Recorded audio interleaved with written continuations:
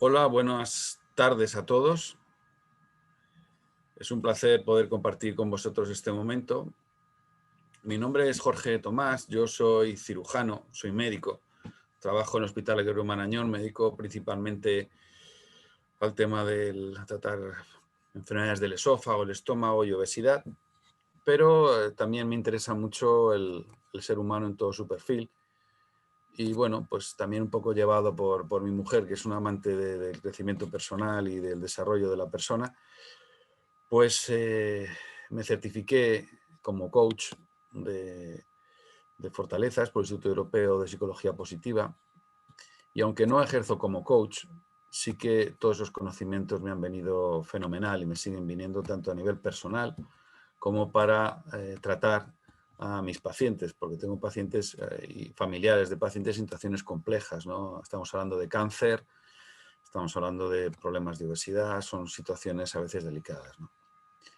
Y bueno, en este contexto, también movido por mi mujer, que le encanta el bosque, el campo, yo desde pequeñito he tenido la suerte de poder ir al bosque. Y pues hicimos un curso hace ya tiempo, un curso de guías de baño de bosque, porque hemos descubierto y nos gusta que el bosque ayuda en la vertiente personal, en la vertiente física y en la vertiente psicológica. Y es un tema del cual somos apasionados y nos encanta. Entonces yo os traigo hoy un poco una presentación, una charla sobre el valor terapéutico del bosque y finalizamos hablando un poco del aporte o la aportación que podría hacer en el síndrome de Klinefelter. Si os parece bien, me gustaría comenzar, ya que nos tengo, me gustaría comenzar con un vídeo para simular que entramos todos en el bosque. En este vídeo hay una música suave y luego una persona, un narrador que habla en inglés. No hace falta, si sabéis inglés bien y si no también, no hay ningún problema. Creo que actúa como una música de fondo, ¿no? Voy a ver si soy capaz.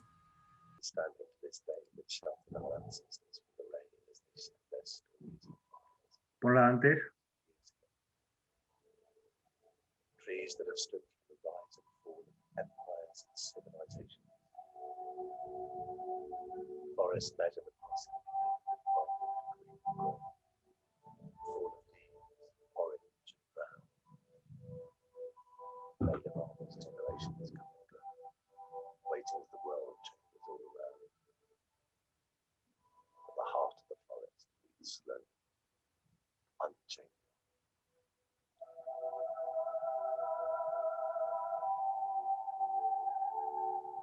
Walk into a forest today, anywhere in the world, and share the same quiet awe others experience.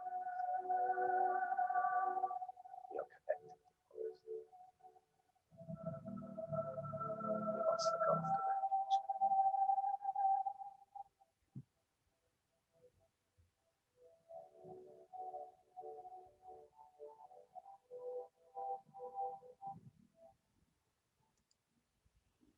Bueno, acaban diciendo que hay que cuidar el bosque. Vale. Os voy a poner ya la presentación. A ver.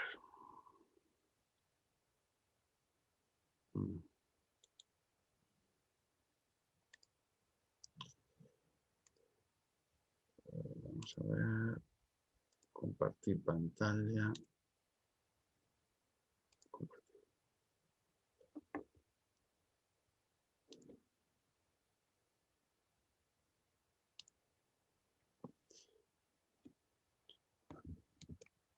Bueno, me gusta comenzar esta charla con una frase de Matsuo Basho, japonés, que dice: sin conocer el nombre del árbol, me bañé en el torrente de su dulce aroma.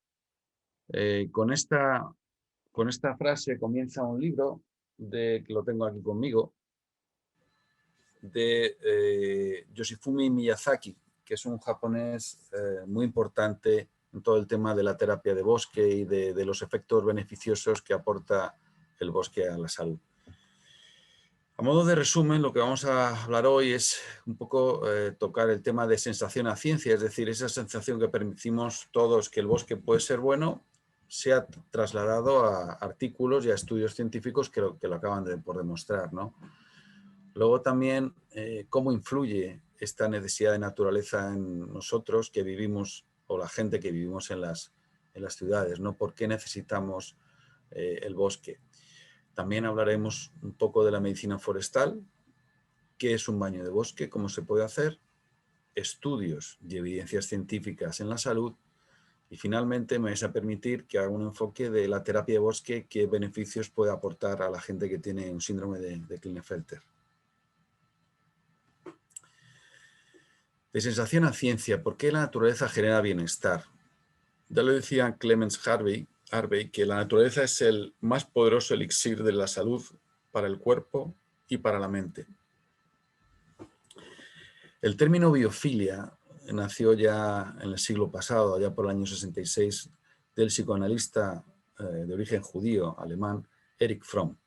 Él definió dos conceptos totalmente opuestos. Por un lado la biofilia, que es el amor a la vida, y por otro lado la necrofilia, que es el amor a la muerte, ¿no?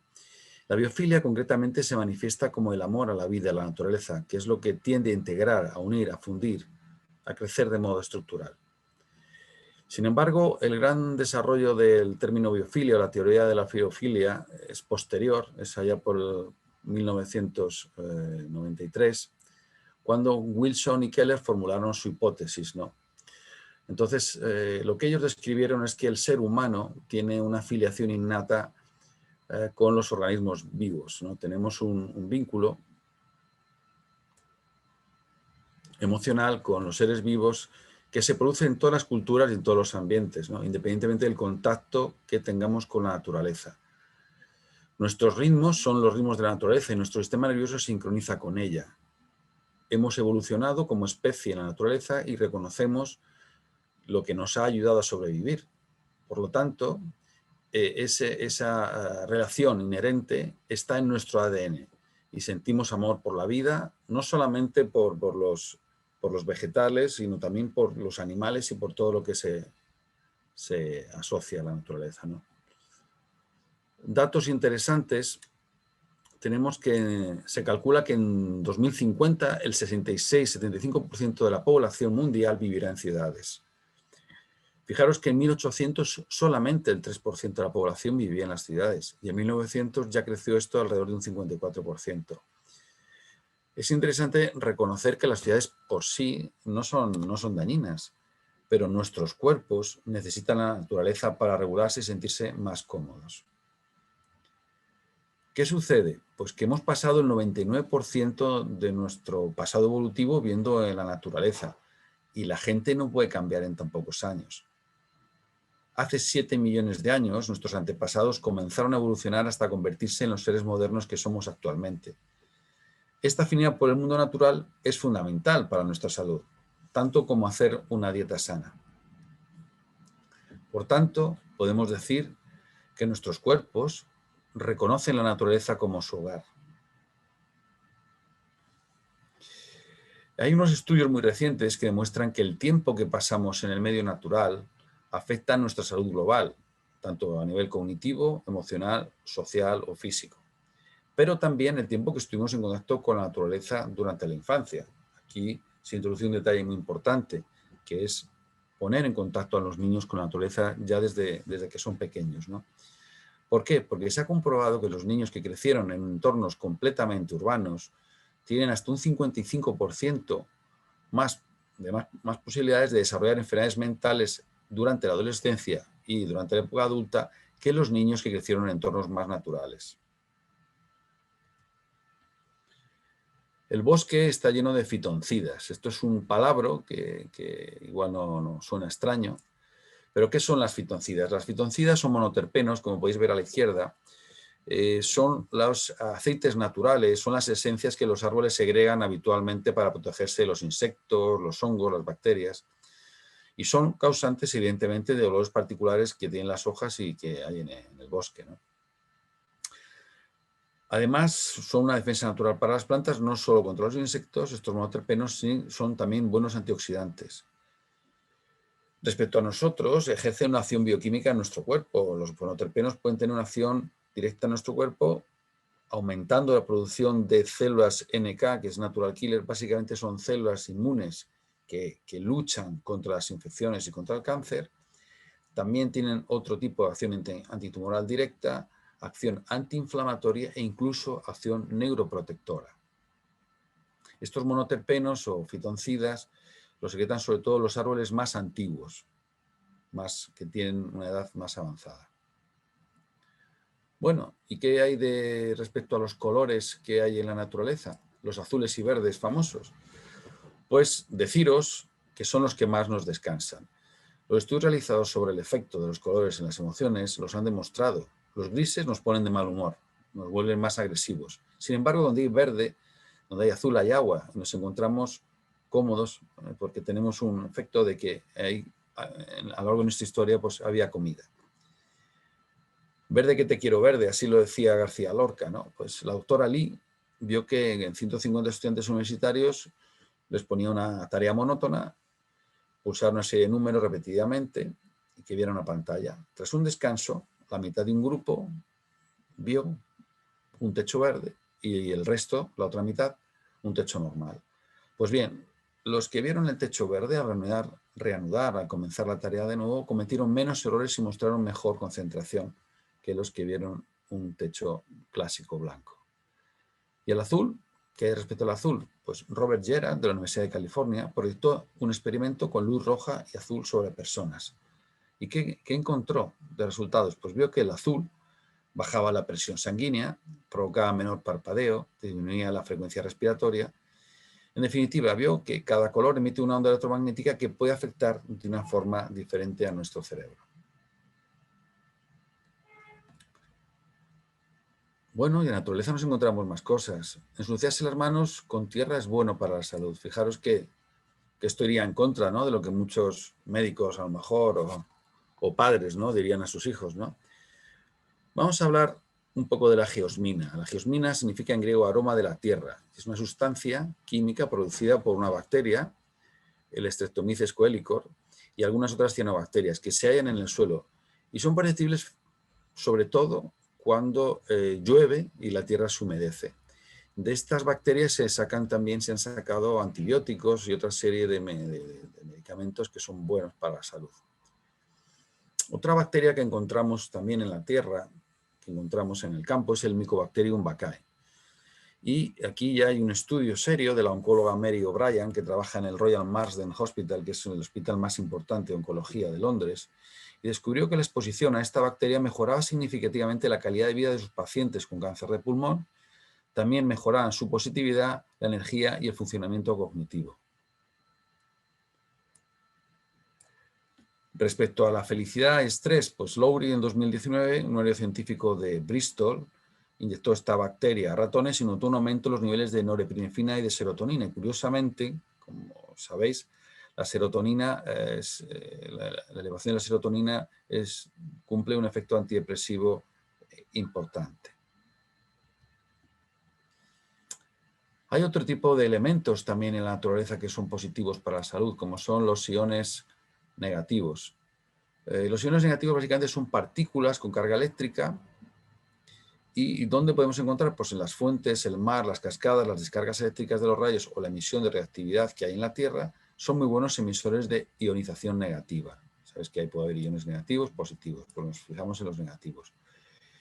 Cerca de una cascada, pues el aire contiene hasta 100.000 iones negativos por centímetro cúbico, mientras que en el aire de una oficina apenas hay unos cientos. Anselmo Zamora, en 2016, en su libro Iones para la Salud, explicó que la carga eléctrica del aire influye en nuestro organismo y mente. Parece ser que los iones negativos tienen efectos refrescantes y revitalizantes, fomentan la claridad mental y la sensación de bienestar. Bueno, también hay otros avances, otras cuestiones que se ha visto, ¿no? El tema de caminar descalzo, ¿no?, cómo nos conecta con la Tierra. Tocar el suelo con los pies descalzos nos permite recibir unas dosis de electrones de la Tierra, que tienen carga negativa. no solo no estamos eléctricamente sintonizados con la Tierra, sino que a lo largo de la jornada vamos acumulando electricidad estática que puede incluso producir chispas al descargarnos con un metal. A veces hemos notado que tenemos ciertas cargas estáticas, ¿no?, que nos dan calambrazos, ¿no? Pues esto viene por estas cargas que encontramos en la Tierra, ¿no? El llamado earthing o grounding, que son términos británicos, son anglosajones, consiste en caminar descalzo por el suelo.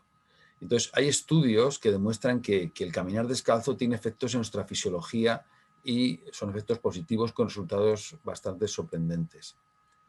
Chevalier demostró en sus estudios que el caminar descalzo por la tierra favorece el riego sanguíneo facial, también favorece o mejora la frecuencia respiratoria, la frecuencia del pulso o incluso la oxigenación de la sangre en sus resultados. Bueno, llegamos a un punto de decir, bueno, ¿qué pasa con los urbanitas, la gente que vivimos, ¿no?, en la ciudad? ¿Por qué necesitamos reconectar con la naturaleza? Pues hay un fabuloso naturalista norteamericano del siglo pasado,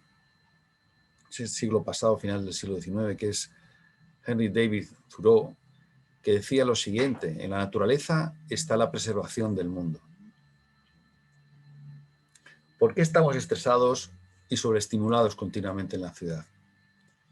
Bueno, en el mundo desarrollado pasamos el 90-93% del tiempo a cubierto.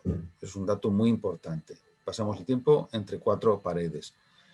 Respecto a la tecnología, pues nada, que no sepáis. Consumimos de tecnología. En Estados Unidos hay trabajos que dicen que hasta 10 horas y 39 minutos al día, es decir, casi más tiempo del que dormimos, lo dedicamos a la tecnología. En Europa, Reino Unido, parece que bajaban 8 horas, pero bueno, en cualquier caso son tiempos muy prolongados. El estrés y las enfermedades asociadas se han convertido en un problema mundial. Vivimos en un mundo creado por el hombre que nos sobreestimula y nos estresa. El psicólogo clínico Craig Avery en 1984 ya propuso el término tecnoestrés, que es el que se produce por el uso diario de tecnología, móviles, tabletas, ordenadores, televisión, etc. Es la necesidad de tener que estar conectado permanentemente, ¿no? Pues con el Facebook, con LinkedIn, con todas estas redes sociales, ¿no? ¿Qué síntomas destacan en este tecnoestrés? Pues la ansiedad, el dolor de cabeza, la depresión, la fatiga mental, la tensión ocular-cervical, insomnio, etc., ¿no? Por lo tanto, la OMS ya recibió o describió el estrés como una de las epidemias del siglo XXI. ¿Qué sucede con el estrés? Pues el estrés básicamente lo que hace es que activa el sistema de alarma, que es el sistema nervioso simpático. Es decir, cuando nuestros antepasados iban con su lanza caminando por la naturaleza y se encontraban de repente con un animal salvaje, con un lobo, pues su estrés, su sistema simpático se ponía en marcha con grandes dosis de adrenalina, etcétera. ¿Para qué? Para o bien atacar y defenderse o bien para escapar, ¿no? Pero ese estrés crónico es dañino. En las ciudades tenemos una gran sobreestimulación. Nuestro sistema nervioso simpático está en estado continuo de estimulación y hay niveles de estrés demasiado altos.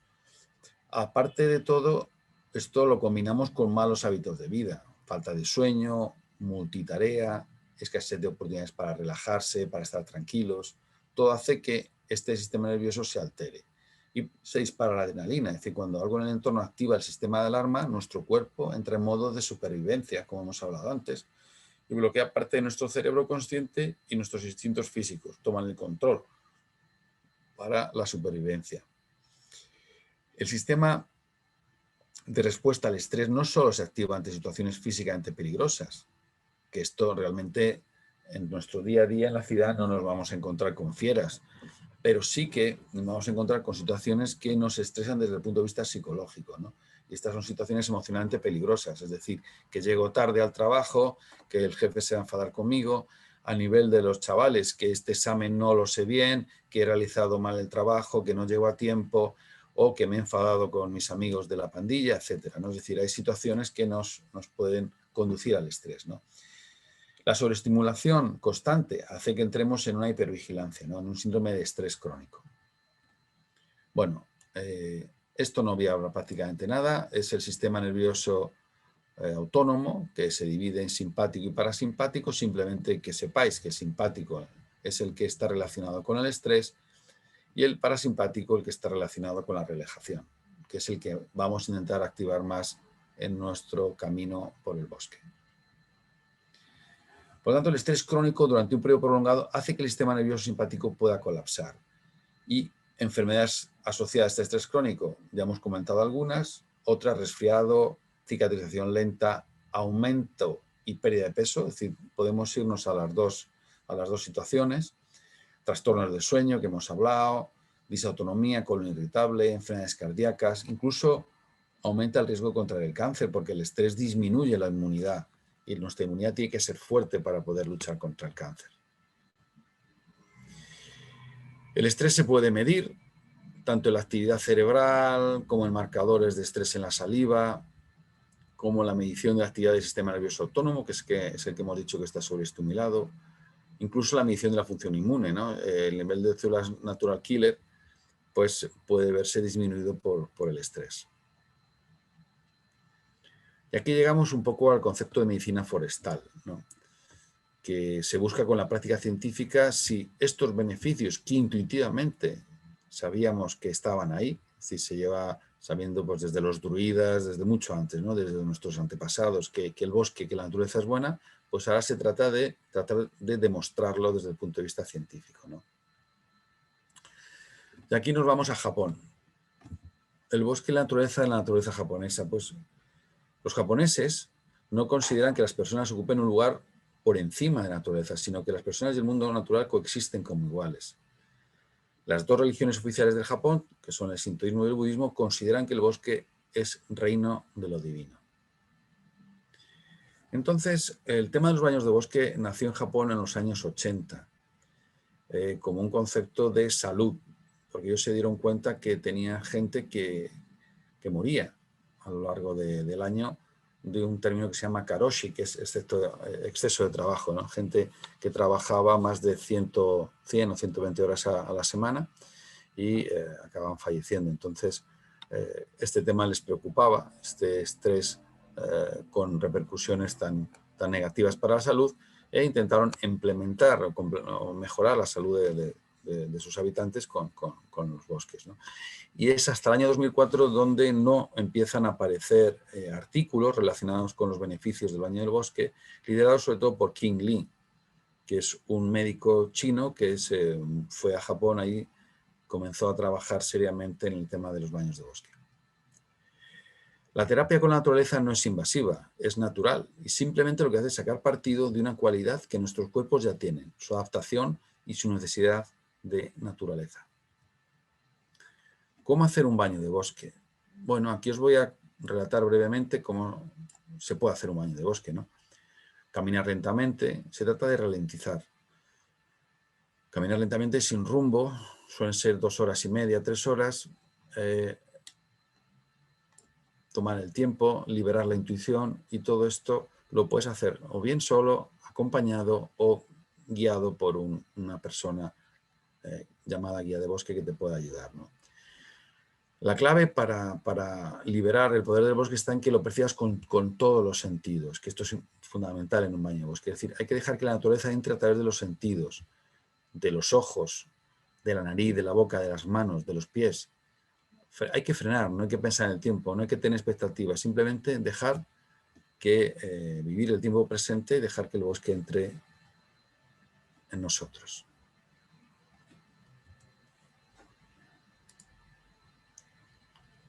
A ver. Respecto al oído, pues lo que solemos proponer siempre es que con los ojos cerrados escuchemos lo que tenemos alrededor, el canto de los pájaros, la brisa, el sonido del agua, del río. Se pueden hacer muchas actividades, pero identificar un sonido que resulte agradable o simplemente tratar de percibir todos estos sonidos y ver hacia adentro qué te provocan. Con la visión realmente es el sentido que más usamos, del que somos más dependientes, pero a veces no sabemos o no somos capaces de ver cosas que nos pasan desapercibidas muy interesantes, ¿no? Mirar los árboles, dejar sorprenderte, observar los diferentes tonos de los árboles, la luz, cómo penetra a través de las hojas. En ese vídeo que os he puesto antes, ¿no? Qué bonitos eran las copas de los árboles y los reflejos que había en la luz. Dar un paseo, elegir un espacio, ¿cómo es ese lugar? ¿Qué te recuerda? Respecto al olor, pues esto es algo que habitualmente cuando hacemos paseos por el bosque no le prestamos atención, ¿no?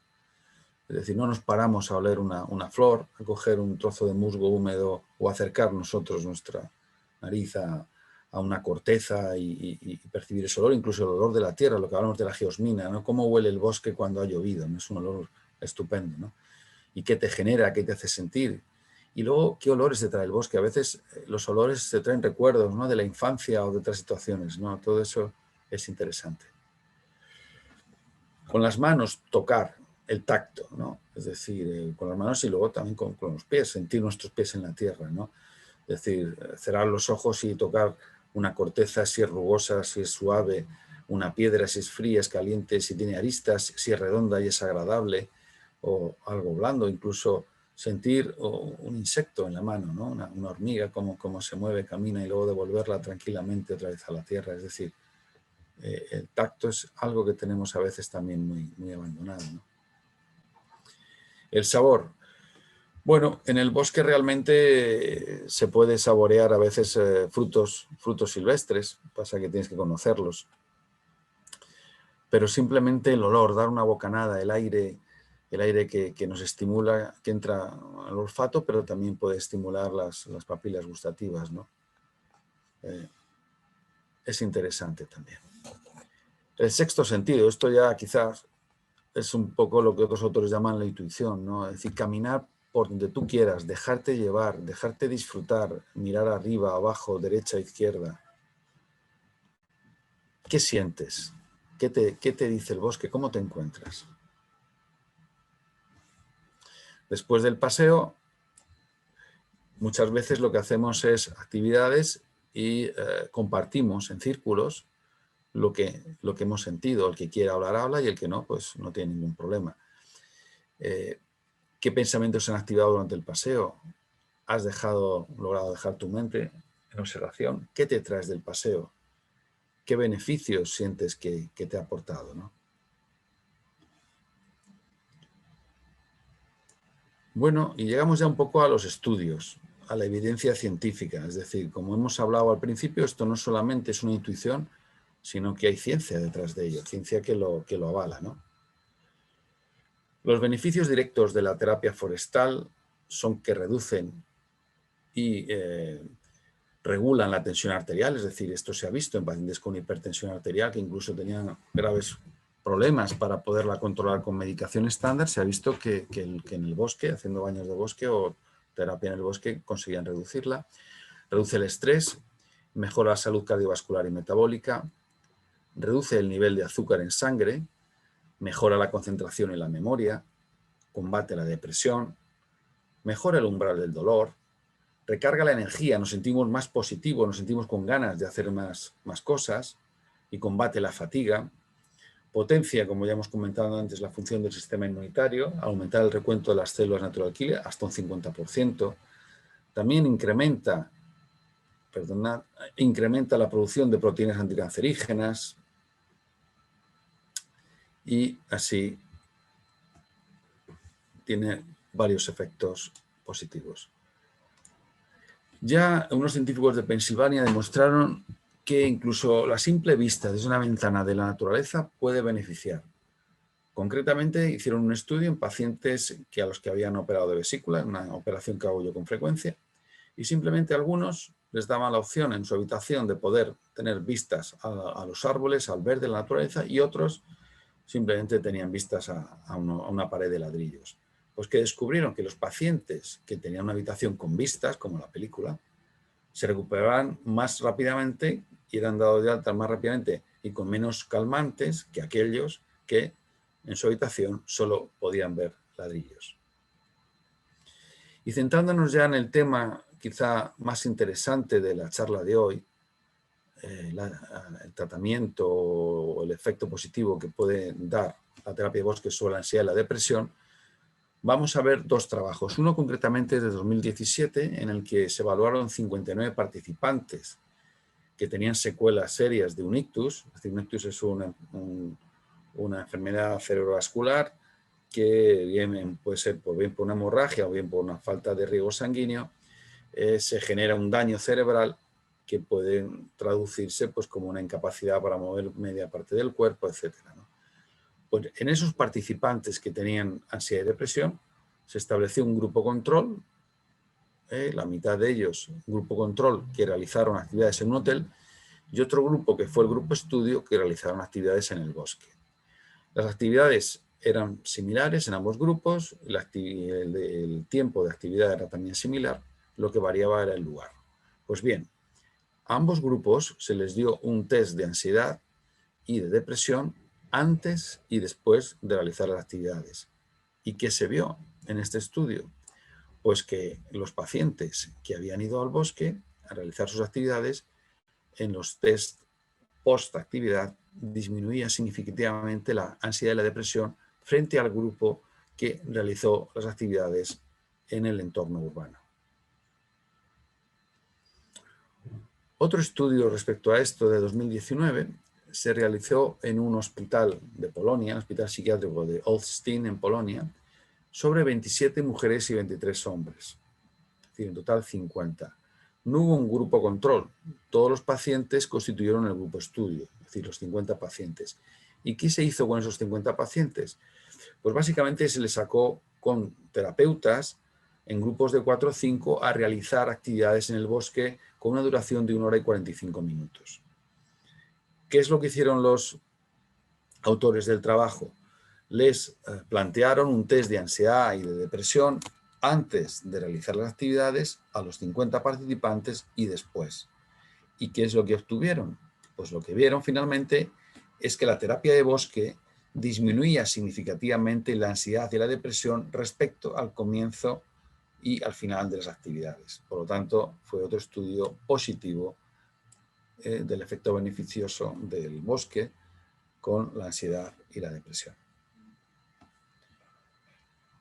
Más trabajos. Este es el último que os voy a contar, que un grupo de investigadores de la Universidad de Stanford también ha demostrado que los paseos por la naturaleza ayudan a dejar de dar vueltas a nuestros problemas, lo que es la rumiación, ¿no?